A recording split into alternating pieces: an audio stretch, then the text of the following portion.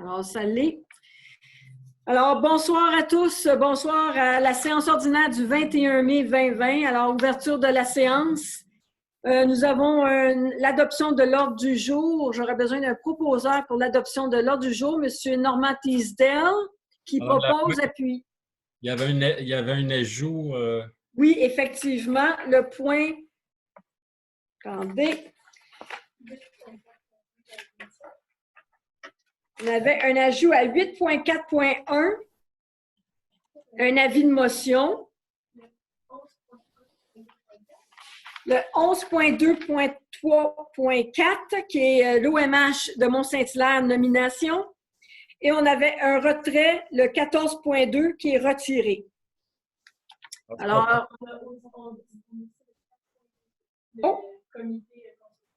ah oui, c'est vrai, le 4.22 qu'on reporte aussi au mois de juin. Alors, avec toutes ces modifications-là, on avait M. Teasdale qui nous avait proposé, vous êtes toujours d'accord? Appuyé par M. Michel Robert.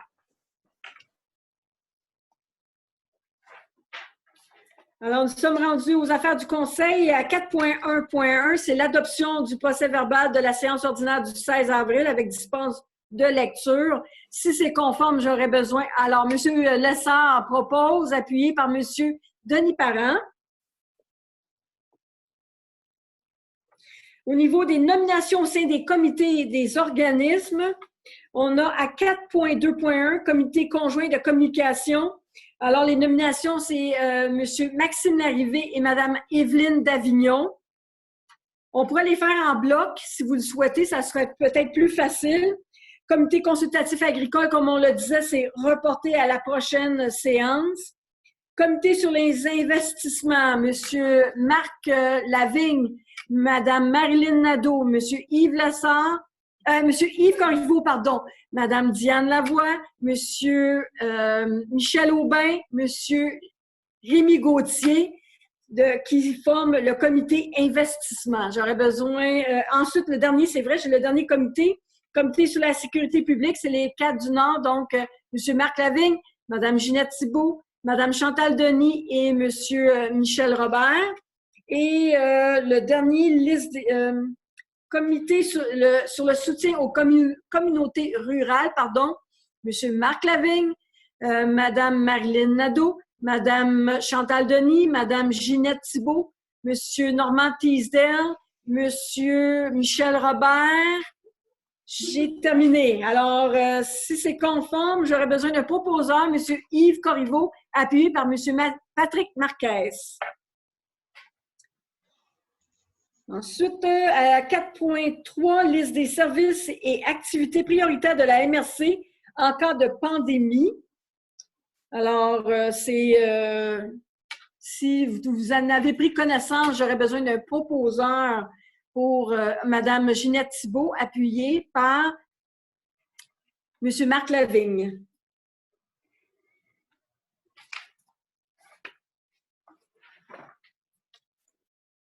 Alors, affaires courantes, 5.1, vente pour défaut de paiement de l'impôt foncier pour l'année 2020, possible report de la date. Je céderai la parole à Mme Annie-Claude pour nous expliquer un peu les raisons de ce report de vente. Oui, en fait, le règlement numéro 2798 qui fixe la date de la vente pour taxe, c'est le 2e jeudi du mois de juin, étant le 11 juin, avec l'arrêté ministériel du gouvernement et le décret mentionnant l'état d'urgence sanitaire. En fait, là, on se retrouve à l'état d'urgence et jusqu'au 27 mai. La vente pour taxe ne peut pas avoir lieu pendant l'état d'urgence sanitaire. Donc, on n'a pas le choix là, de prendre une résolution à cet effet-là pour un report éventuel de la vente pour taxe. Donc, la date choisie serait le 10 septembre 2020 pour reporter là, la vente. Alors, j'aurais besoin d'un proposeur, M. Martin Dulac. M. Martin Dulac, appuyé par Mme Julie Daigneault.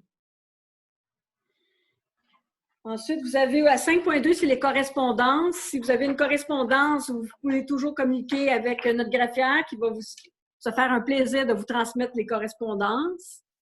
Alors, nous sommes rendus à ressources financières et matérielles à 6.1, révision de la prolongation du bail avec le locataire Réseau de transport métropolitain qui est EXO.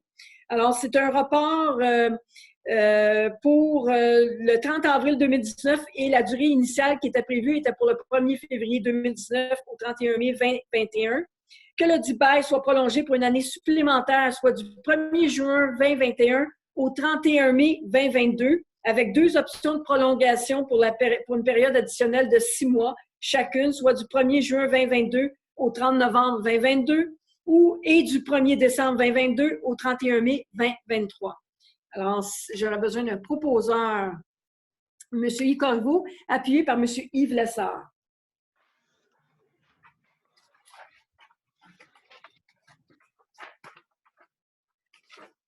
Ensuite, renouvellement du soutien financier à la Maison nationale des Patriotes. Oui, Mme Ginette Thibault, vous voulez vous retirer de la séance? Je veux déclarer mon conflit dans ce dossier-là et m'être retiré des décisions et du vote pour cette décision-là. Parfait. Et j'aimerais que ça apparaisse au procès-verbal, s'il vous plaît. Tout à fait.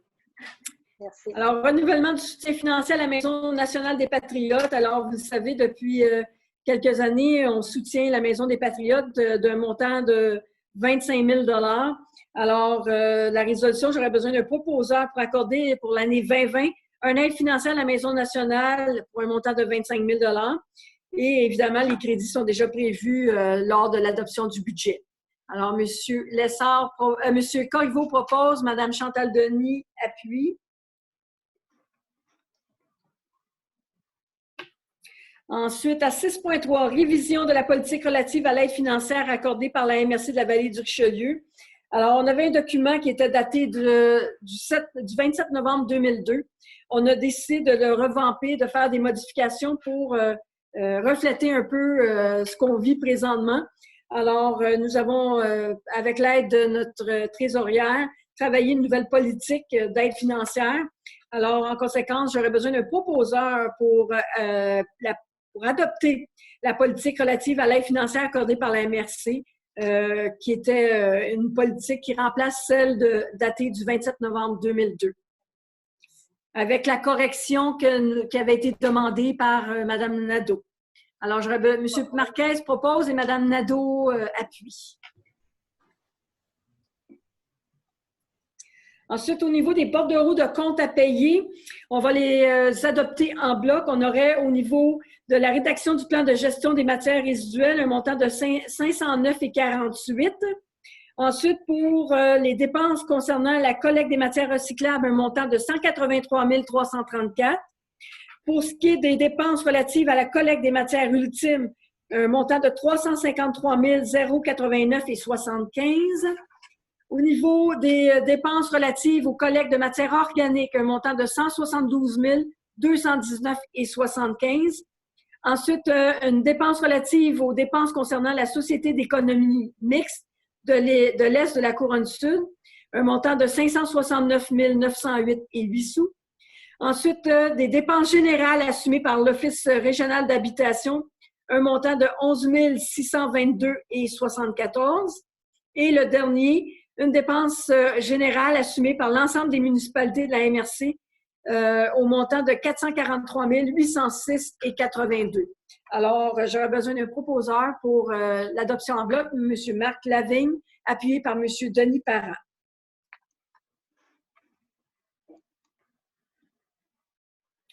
Ensuite, nous sommes rendus à aménagement du territoire et mobilité. Nous avons... Oh! Ben oui, adoption des... J'ai passé les comités de MRC, les comptes rendus. Alors, on va les adopter aussi en bloc. C'est l'adoption des comptes rendus. À 7.1.1, c'est l'adoption des comptes rendus des rencontres du 2, 9, 20 et 24 avril 2020 du comité sur les investissements. À 7.1.2, c'est l'adoption du compte rendu de la rencontre du 14 avril 2020 du comité des cours d'eau. Et à 7.1.3, c'est l'adoption du compte rendu de la rencontre du 23 avril 2020 du comité sur le suivi de l'outil régional de développement et de mise en valeur de la zone agricole. Alors, si c'est conforme, j'aurais besoin de M. Yves Corriveau, appuyé par Mme Chantal Denis. Ce n'est pas long, je vais faire le ménage. Alors, nous sommes rendus à l'aménagement du territoire et de la mobilité. Sentier multifonctionnel nord-sud, étude de faisabilité. Alors, on veut préparer un projet pour faire les boucles entre tous nos territoires pour des sentiers, des pistes cyclables. Alors, on voudrait donner un mandat, une étude de faisabilité pour une piste qui est nord-sud, qui est Carignan et Saint-Basile. Alors, juste un instant, parce qu'évidemment, je veux m'assurer. Évidemment, c'est être prêt aussi lorsqu'on aura des présentations à faire au niveau des demandes d'aide financière, de programmes de subvention.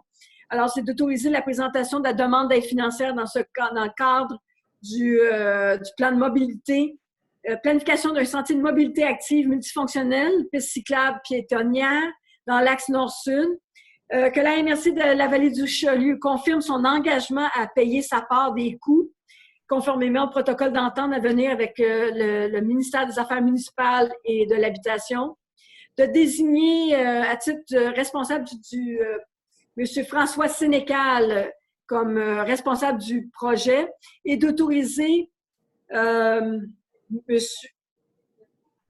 Evelyne Davignon à remplir et à signer tout document relatif à la réalisation de ce dit plan. Alors, voilà, j'aurais besoin d'un proposeur, M. Martin Dulac, appuyé par M. Yves Lessard. Ensuite, plan d'intervention en infrastructure routière locale, le PIL, nouveau mandat et formation d'un comité de travail. Alors, nous avons, c'est un dossier qu'on travaille depuis plusieurs mois. Nous avons eu un budget associé à ce projet. Alors, on veut mandater le personnel de la MRC de la Vallée du Chalieu afin d'ajuster le processus d'élaboration suite aux nouveaux critères pour le plan d'intervention en infrastructure routière locale, le PIL, de façon à se conformer aux nouvelles modalités du programme ainsi que de veiller à la préparation du nouvel appel d'offres en fonction de ces nouvelles modalités, de former un comité de travail composé par le service d'aménagement du territoire de la mobilité. Nous avons pour la municipalité de Saint-Jean-Baptiste, M. Samuel Claveau, qui est le directeur des travaux publics et urbanisme, Mme Valérie Beauchamp-Carignan pour le deuxième plus long réseau admissible municipalité urbaine du secteur sud urbanisme, M. Jonathan Lessard pour la municipalité de Saint-Denis-sur-Richelieu, troisième plus long réseau admissible pour ce projet, M. Yvon Tardy de la municipalité de Saint-Marc-sur-Richelieu, municipalité rurale du secteur qu'on vise, et M. Philippe Chrétien, Guillaume Grégoire, pardon, pour la ville de Saint-Basile-le-Grand. Alors voilà, si c'est conforme, on aurait à faire la résolution dans ce sens-là. M. Patrick Marquez et M. Marc Lavigne. Ensuite, à 8.3, avis de conformité, règlement d'urbanisme pour la ville de Chambly. Alors, on est très heureux d'apprendre que Chambly dépose tous ses programmes de règlement pour se conformer au schéma d'aménagement de la MRC. Alors, vous avez le 8.3.1, c'est le règlement numéro 2017-1353-01A, amendant le règlement numéro 2017-1353 sur les permis et certificats afin de modifier certaines règles et conditions liées à l'émission des permis et certificats. Ensuite, à 8.3.1.2, le règlement numéro 2017-1357-01A, amendant le règlement 2017-1357 sur les plans d'aménagement, le PAE, afin d'y soustraire la zone R081, l'ancien golfe.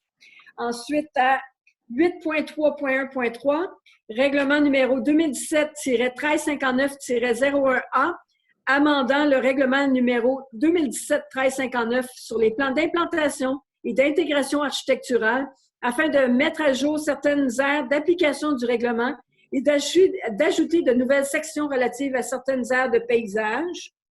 Ensuite, à 8.3.1.4, règlement numéro 2020-1430, abrogeant et remplaçant le numéro de règlement 90-606 portant sur le plan d'urbanisme.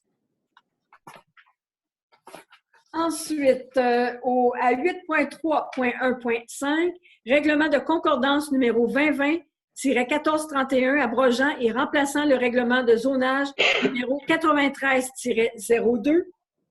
Ensuite, à 8.3.1.6, règlement de concordance numéro 2020-1432, abrogeant et remplaçant le règlement de lotissement numéro 93-03. Et à 8.4, oh non, j'ai terminé pour la ville de Chambly.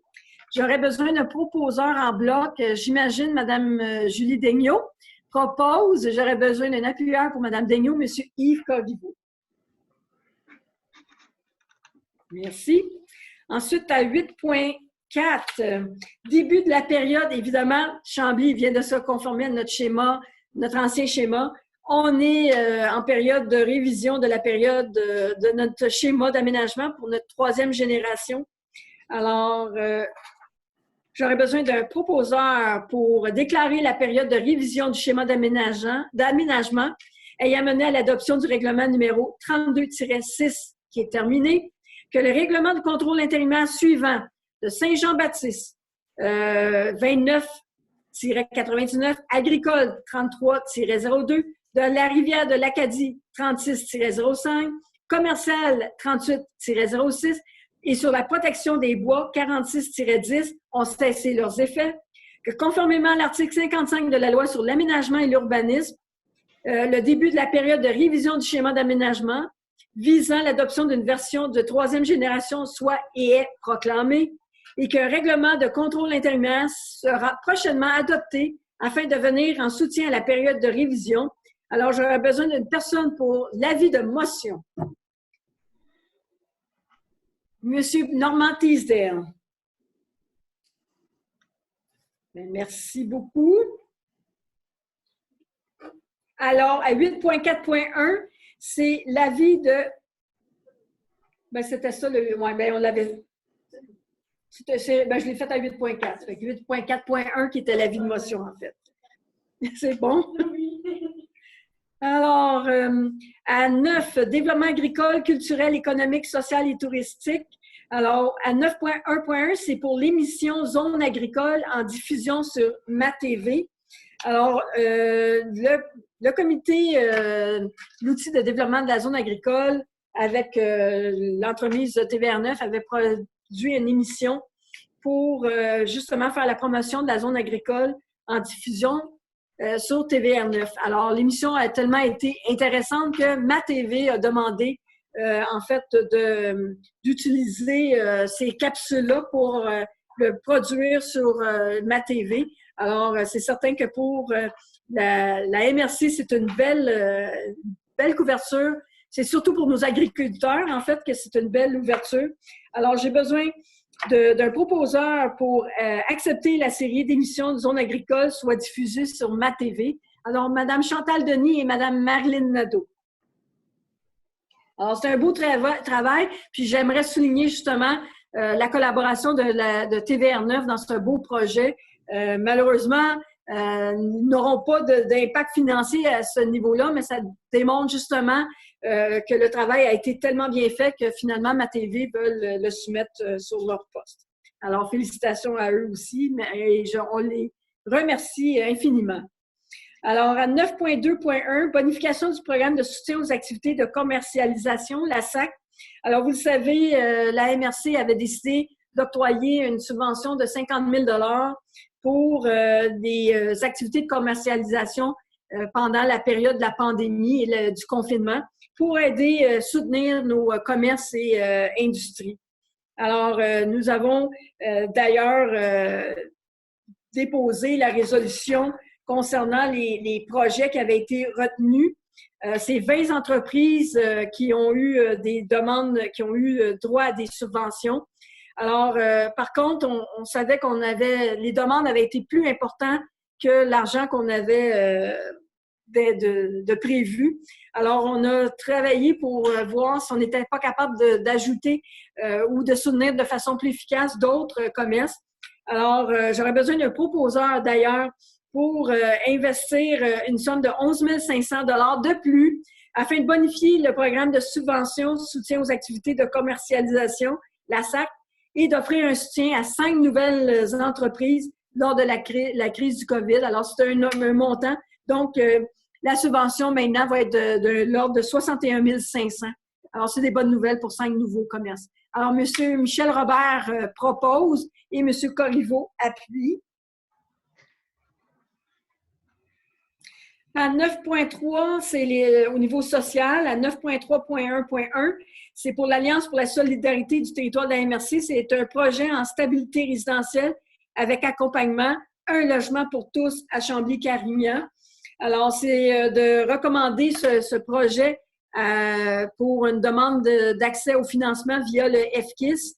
Alors, j'aurais besoin d'un proposeur pour approuver le projet de logement pour tous à Chambly-Carignan et de le recommander à la table de concertation régionale de la Montérégie, lequel répond aux objectifs du plan d'action de l'Alliance de la solidarité, de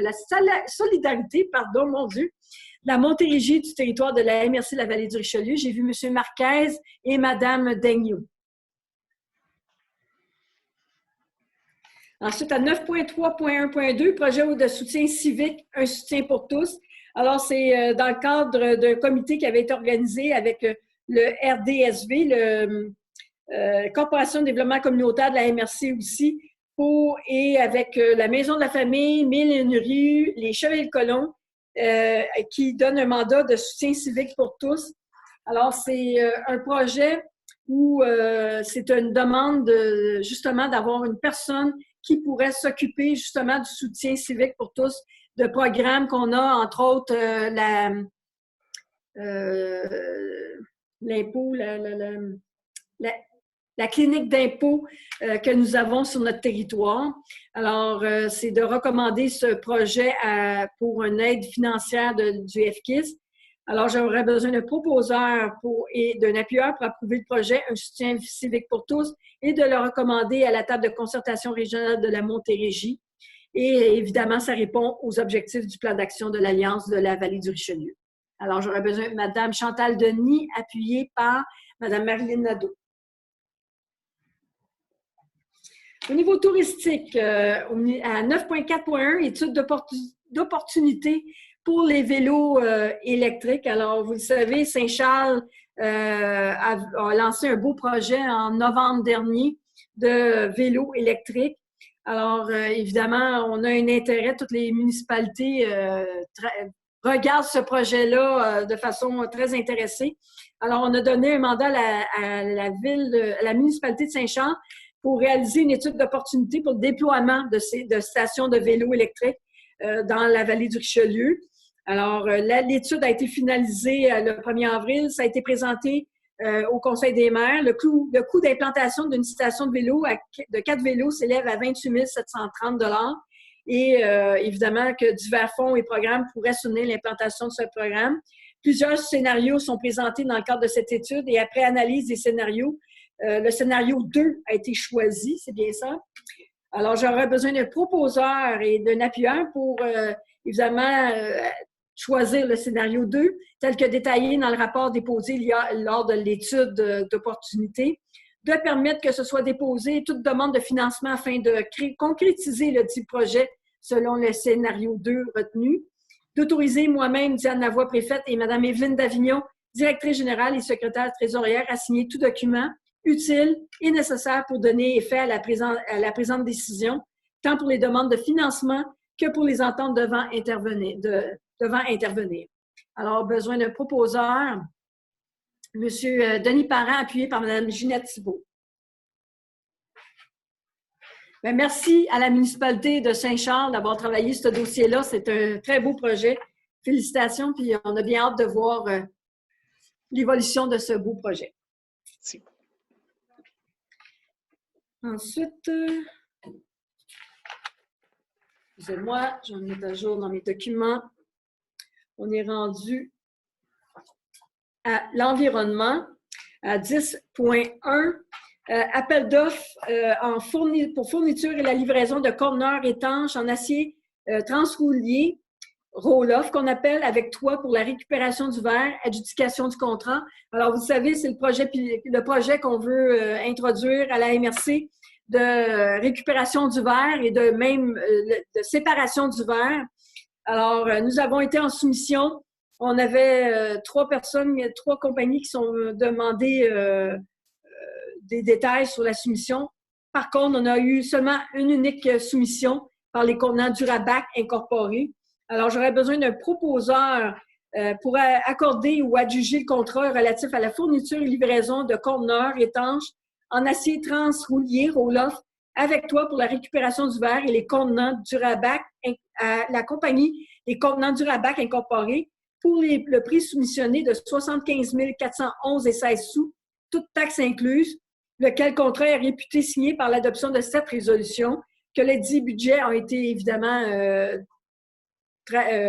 discutés lors du budget. Alors, besoin d'un proposeur, M. Martin Dulac et M. Patrick Marquez. Ensuite, à 11.1, c'est les logements sociaux. Alors, à 11.1.1, OMH de Saint-Jean-Baptiste, je cède la parole à Mme Annie-Claude. Oui, attendu que la MRC a rempli dorénavant les obligations des municipalités locales suite à sa déclaration de compétences et l'adoption du règlement là, relativement à ça au mois de septembre 2019, attendu que le directeur général de l'Office municipal de l'OMH de Saint-Jean-Baptiste a quitté ses fonctions. Il y a une constitution de l'Office régional d'habitation qui s'en vient pour le 1er janvier 2021. Par contre, il y a une entente de gestion qui va intervenir là, entre l'OMH de Saint-Jean-Baptiste et la MRC afin que la gestion de cette OMH-là demeure et continue pendant cette période de transition-là. Donc, en fait, là, ce qui est résolu, c'est d'approuver l'entente de gestion à intervenir entre la MRC et l'OMH et d'autoriser Mme Diane Lavoie, préfète, et Mme Evelyne Davignon, directrice générale et secrétaire trésorière, à signer la dite entente de gestion. Je propose. Parfait! Marilyn Nadeau. Marilyn Nadeau, appuyée par M. Marc Lavigne. Alors, à 11.1.2, c'est les nominations au sein du conseil d'administration des OMH. On a 4 points à l'ordre du jour. On pourrait les adopter en bloc si vous le souhaitez. Alors, le premier, c'est pour l'OMH de Belleuil. Oui, en fait, là, il y a absence d'administrateur au niveau de l'OMH de Belleuil. Les lettres patentes supplémentaires prévoient que le conseil d'administration doit être composé de 7 administrateurs, dont 3 qui sont nommés par le conseil municipal de la ville de Belleuil. Maintenant, la MRC remplit les obligations, bien sûr, des municipalités locales suite à sa déclaration de compétences. Donc, il revient à la MRC là, de procéder à la nomination de ces membres-là. Donc, il serait résolu de nommer Mme Diane Lavoie, Mme Marilyn Nadeau et M. Yves Corriveau à titre de membres nommés par la MRC de la Vallée du Richelieu au sein du conseil d'administration de l'Office d'habitation de Belleuil, et ce, jusqu'au 31 décembre 2020. L'autre, c'est pour l'OMH de McMasterville. Exactement. Donc, il serait résolu à ce moment-là de nommer M. Martin Dulac, M. Yves Corriveau et M. Yves Lessard à titre de membres nommés de la MRC au sein de l'OMH de McMaster. Même chose jusqu'au 31 décembre. Ensuite, pour l'OMH d'Otterburn Park. Il serait résolu de nommer M. Denis Parent, M. Yves Lessard et Marilyn Nadeau à titre de membres nommés par la MRC. Même chose jusqu'au 31 décembre pour cette OMH. Et le dernier? Pour l'OMH de Mont-Saint-Hilaire. En fait, c'est un remplacement un petit peu différent. Donc, il y a une vacance à pourvoir au CA de l'OMH de Saint-Hilaire. Et c'est M. Louis Turner là, qui sera nommé par la MRC pour agir à cette vacance-là. M. Louis Turner. Turner. Okay. Alors, j'aurais besoin d'un proposeur en bloc de ces 4. M. Yves Corriveau, appuyé par Mme Marilyn Nadeau. C'est bon? Alors, nous sommes rendus aux ressources humaines à 13.1, embauche d'une secrétaire et adjointe de direction. Alors, c'est suite au départ, à la prise de retraite d'un employé. Nous avons procédé à l'appel de candidats à l'interne. Alors, j'aurais besoin d'un proposeur pour... en fait, c'est pour nommer Mme Joanne Desmarais pour son embauche pour occuper le poste de secrétaire et adjointe de direction à compter du 21 mai 2020. Mme Desmarais, son salaire est établi, son poste est établi sur une base permanente à temps plein. Évidemment, ces conditions sont prévues dans le document intitulé « Confirmation des conditions d'emploi ». Évidemment, c'est déjà budgété au niveau de la MRC. Alors, j'aurais besoin on pourrait les faire en bloc, ces deux-là aussi, peut-être? parce qu'on a à 13,2, c'est l'embauche d'une secrétaire au soutien et au service du greffe. Alors, évidemment, c'est pour remplacer justement Mme Desmarais qui siégeait à ce poste. Alors, nous avons procédé à l'appel de candidature et tout le processus a été fait. On serait prêt à adopter une résolution pour nommer Mme Violette Péloquin à titre de secrétaire, embauche de soutien au service greffe.